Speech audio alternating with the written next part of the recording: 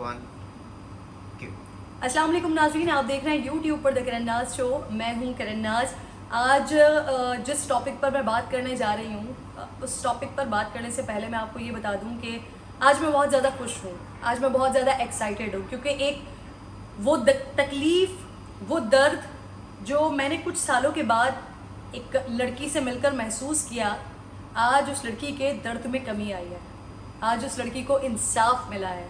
आज जो उसको यकीन था कि पाकिस्तान की अदालतें उसको इंसाफ देंगी, उसका यकीन पूरा हुआ है। आज वो मेरे पास आई है मुझसे मिलने के लिए, अपनी खुशी में मुझे शामिल करने के लिए। तो मैंने सोचा कि आप लोगों को भी मिलवाऊं, क्योंकि पाकिस्तान में, हमारे मुल्क में ऐसी बच्चियों की, ऐसी लड़कियों की बहुत ज़रूरत है जिनमें हिम्मत हो, जो अपने लिए लड़ना जानती हो, जो अपने लिए खड़े होना जानती हो। बात कर रही हूँ मैं राहिला की। राहिला का थोड़ा सा मैं बैकग्राउंड बता देती हूँ, फिर ज़्यादा अच्छा होगा कि हम राहिला से ही सुने कि क्या कहानी हुई थी। राहिला का बैकग्राउंड ये है कि राहिला के ऊपर तेज़ाब फेंका गया, और एक ऐसे शख्स ने तेज़ाब फेंका जिसके लिए राहिला के घर वाले सोचते थे कि ये शख्स इसकी ज़िंदगी में इसके साथ होगा, इसको संभालेगा, इसके साथ मोहब्बत से एक रिश्ता चलाएगा। लेकिन फिर अंदाज़ा हुआ कि वो शख्स क्या था, कौन था।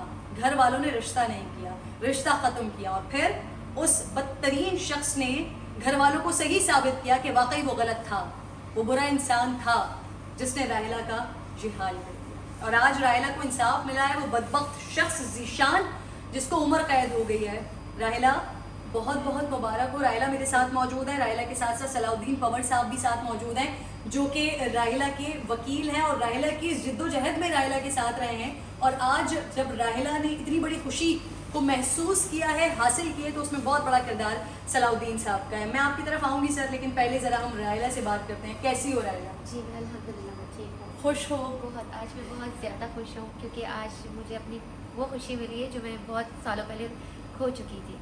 आज मैं बहुत ज़्यादा एक्साइटेड हूँ। यकीनन मेरे लोगों को तुम्हारी आवाज़ आ रही होगी, अगर ना आए तो थोड़ा सा तुम्हें लाउड बोलना पड़ेगा ताकि तुम्हारी आवाज़ जी, लोगों तक बिल्कुल। ज़रूर पहुँचे। राहिला, थोड़ी सी अपनी जर्नी बताओ, ये क्या हुआ था, ज़ीशान कौन था, और फिर उसके बाद ये मामला मतलब इतने वर्स्ट हो गए कि तुम्हारे नक्श ही बदल गए, तुम्हारी ज़िंदगी बदल गई। और मैंने राहिला की तस्वीरें देखी हैं। राहिला अब भी बहुत प्यारी है, राहिला अब भी बहुत खूबसूरत है, राहिला उस वक्त भी बहुत प्यारी थी। राहिला, जर्नी बताएं अपनी। ये 17 जुलाई 2015 का वाक़या है, जब मैं तालीम हासिल कर रही थी FSC की।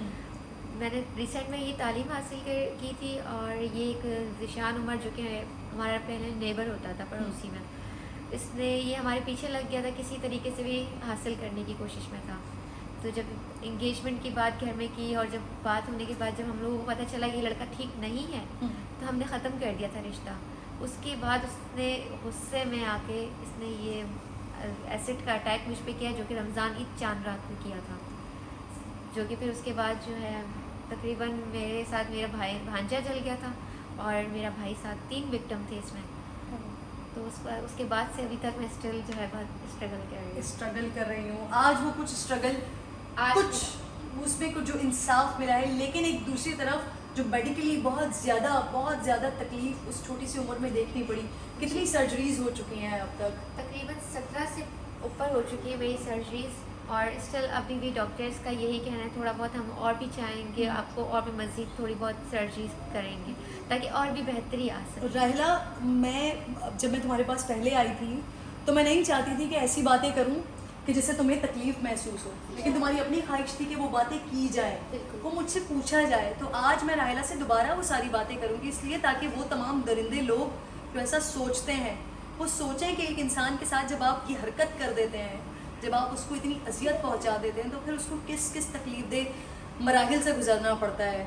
राहिला, नाक का क्या मसला हुआ था, उसके लिए कितनी दफ़ा सर्जरी करनी पड़ी थी? नोज़ के लिए बेसिकली जो मेरे हैंड से ही स्किन ली थी, हाथों से स्किन लेके, और फिर पसली की हड्डी से कट की थी हड्डी, क्योंकि नोज़ मेरी मेन जो डैमेज हो गई थी, आइज़ के साथ साथ नोज़ डैमेज हो गई थी।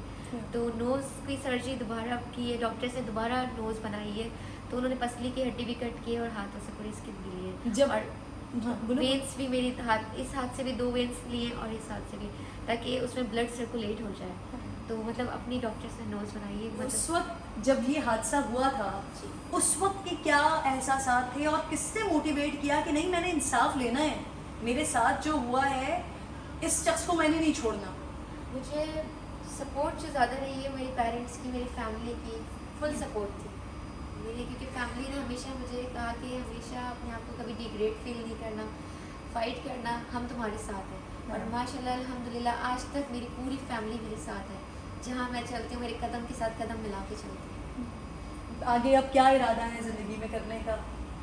आगे मेरा इरादा है इंशाल्लाह मैं स्टडी करना चाहती हूँ। मैं दोबारा जो स्टडी मैंने BSc अपना जो छोड़ दिया था अगेन मैं स्टार्ट करना चाहती हूँ, ताकि मैं तालीम हासिल करके आगे बढ़ सकूँ और जो मेरी ख्वाहिशात थी मैं उनको पूरा कर सकूँ। कुछ कोई ऐसा पैगाम, कोई ऐसा मशवरा उन तमाम बच्चियों के नाम, उन तमाम लड़कियों के नाम जो हिम्मत हार जाती हैं, जिनके साथ कोई हादसा हो जाए, कोई वाक़या हो जाए, जैसे ये तुम्हारे साथ वाक़या हुआ, बच्चियों के साथ ज़्यादतियाँ हो जाती हैं, फैमिलीज़ उन्हें चुप करवा देती हैं, खामोश हो जाओ, कोई बात नहीं, इज़्ज़त का मामला हो जाता है, उनको कोई मैसेज देना चाहोगी? बिल्कुल, मैं तमाम विक्टिम्स से गुजारिश करूँगी जो गर्ल्स हैं जिनसे अभी भी मैं कांटेक्ट करती हूँ, उन्हें मैं कहती हूँ आपके केस का क्या हुआ है, तो वो यही कहती हैं कि कोर्ट में ऐसे सवालात होते हैं हम पीछे हट जाते हैं। मैं उनको ये रिक्वेस्ट करूँगी, कोर्ट में ऐसे कुछ सवालात नहीं होते जिनकी वजह से मैं अपने लॉयर के साथ जाती हूँ। लॉयर ही आपको इतनी बेस्ट अगर आपको मिल जाए तो आपको ज़रूरत ही नहीं पड़ती कोई आपके साथ कुछ भी गलत बात करे।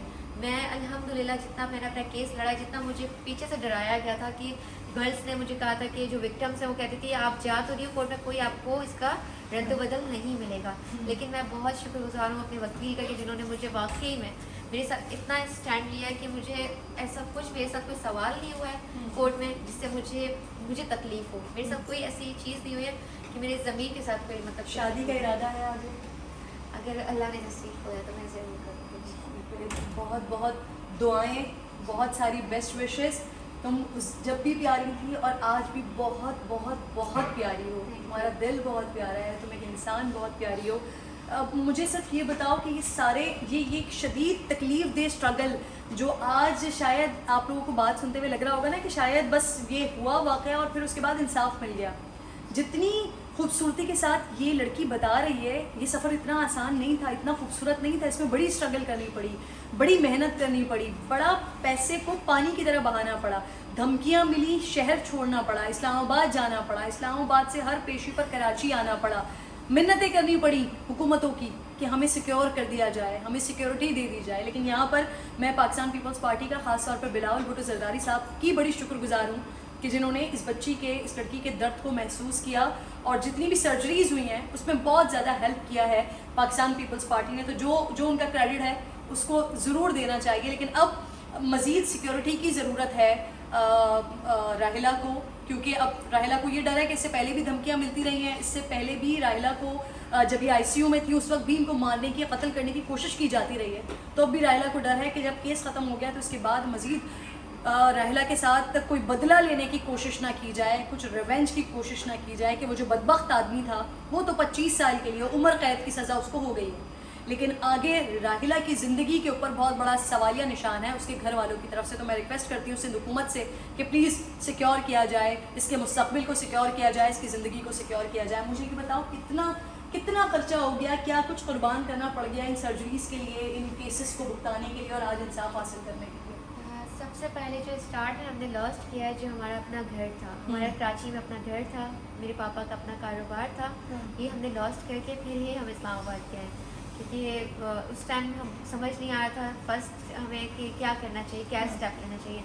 तो बस अब्बू को यही था कि बस किसी तरह मेरी जान बच जाए। मैं 3 दिन वेंटिलेटर पे रही हूँ क्योंकि डॉक्टर्स की तरफ से उम्मीद ख़त्म थी कि शायद अब ये नहीं रहेगी। तीसरे दिन तक, ईद के तीसरे दिन तक मेरी अम्मी अब्बू की यही उम्मीद थी कि अब वापस आ जाए हमारी बेटी। तो इसी वजह से जब हमें इस्लामाबाद शिफ्ट होना पड़ा तो अब्बू ने सबसे पहले हमें घर सेल किया था और कारोबार को ख़त्म किया था। कारोबार लगा दिया, घर सेल कर दिया और फिर उसके बाद आज इंसाफ मिला। वो जो भांजा था 6 महीने का था गालिबन इस वक्त गोद में था, अब वो कैसा है, उसकी हालत कैसी है? अभी हालत ऐसी है कि वो फेस पे निशान अभी भी उसके हैं। वो अब सनलाइट में जाता है, उसको बहुत ज़्यादा बर्निंग होती है, तकलीफ़ होती है, रोता है। स्कूल जाता है तो बच्चे पूछते हैं ये क्या हुआ है, तो आके मम्मा से पूछता है कि मम्मा मेरे साथ ये क्या हुआ है, और मैं क्या बताऊँ। मेरे दोस्त मुझे कहते हैं आपका ऐसा है, हमारा तो स्किन ऐसी नहीं है, आपकी ऐसी क्यों है। बहुत डिग्रेड फील करता है। लेकिन उसको डिग्रेड बिल्कुल फील नहीं करना चाहिए, क्योंकि वो बच्चा, जैसा मैंने कहा कि राहिला हमारे लिए बहुत बहुत प्यारी है, इसी तरह से वो बच्चा भी बड़ा प्यारा है, बड़ा मासूम है। इंशाल्लाह कभी मौका लगा तो मैं उस बच्चे से भी आपको ज़रूर मिलवाऊंगी। सर मेरे साथ मौजूद हैं, पवर साहब, आपने भी, आपका भी बड़ा क्रेडिट है, आपने भी बड़ी मेहनत किया है इस केस में। सर ये इसको किस तरह से सज़ा क्या हुई है और इसके साथ जो साथी था उसको किन बुनियादों पर रिहा किया गया है? देखिए, जहाँ तक एविडेंस का सवाल है, सबसे पहले तो मैं जो आपने स्टार्ट लिया कि यहाँ जो बेटी भाई की सपोर्ट की जाती है, पुलिस वर्सेस पुलिस केसेस जो होते हैं, ये एक केस नहीं है, बहुत सारे और केसेस हैं जिनको हम फेस करते हैं, हम सब लोग फेस करते आ रहे हैं। और उन केसेस में हमने देखा कि जहाँ पर पुलिस वाले होते हैं वहाँ बेटी भाई अपने कुलीग्स को सपोर्ट करते हैं।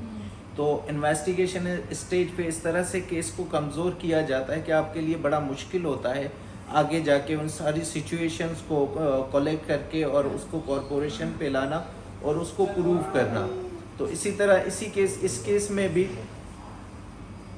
में भी यही चलता रहा। और ये केस बेसिकली जो है वो टेररिज्म में फॉल करता है कि इस तरह के इंसिडेंट जो है सोसाइटी में एक खौफ और हिरास का माहौल जो पैदा करते हैं कि किसी एक के साथ इंसिडेंट होता है लेकिन वो पूरी सर्किल जो है वो उसकी सपोर्ट लेती है। जैसे कि लड़के लड़कियों को धमकियां देते हैं कि अगर तुम ये मेरी बात नहीं मानोगी और इस तरह की कंडीशंस होती हैं कि उस पे नहीं उतरोगी तो हम ये भी कर सकते हैं, जैसे ये हुआ है, ये जनरली होता है। तो इसलिए इस तरह के एक्ट जो होते हैं वो टेररिज्म में फॉल करते हैं, स्पेशल लॉज में फॉल करते हैं कि इसमें ऐसी सजाएं दें कि कम से कम। लड़कियां हैं ऐसी, क्योंकि मैंने देखा है कि बाकायदा रायला ने एक पेज बनाया हुआ है फेसबुक पर जहाँ पर इस तरह की बच्चियां लड़कियां जो है वो रायला के साथ कांटेक्ट में होती हैं।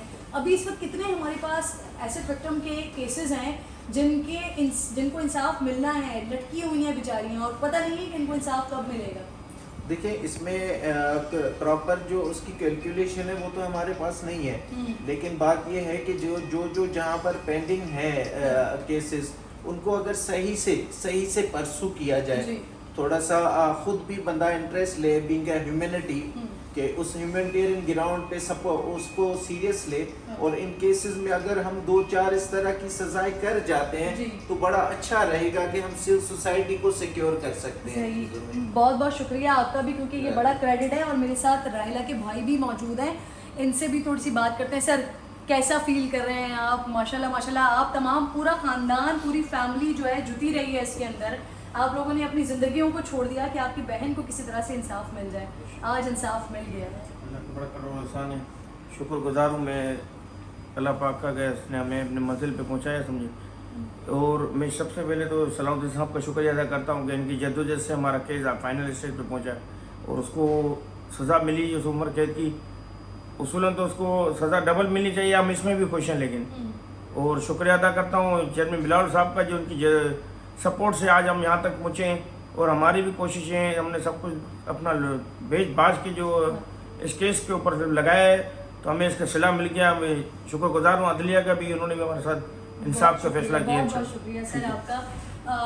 राहिला, इनको देखिए, ये हिम्मत, जुर्रत, बहादुरी की मिसाल है, जिनके साथ इतना बड़ा सानिया, इतना बड़ा हादसा, इतना बड़ा वाक़या हो गया, लेकिन हिम्मत नहीं हारी, अपनी ज़िंदगी ख़त्म करने की कोशिश नहीं की, बल्कि इस उम्मीद के साथ कि ज़िंदगी अपनी मर्ज़ी से गुजारूंगी, अपनी तरह गुजारूंगी, पढ़ूंगी, जो करना चाहती हूँ वो करूँगी।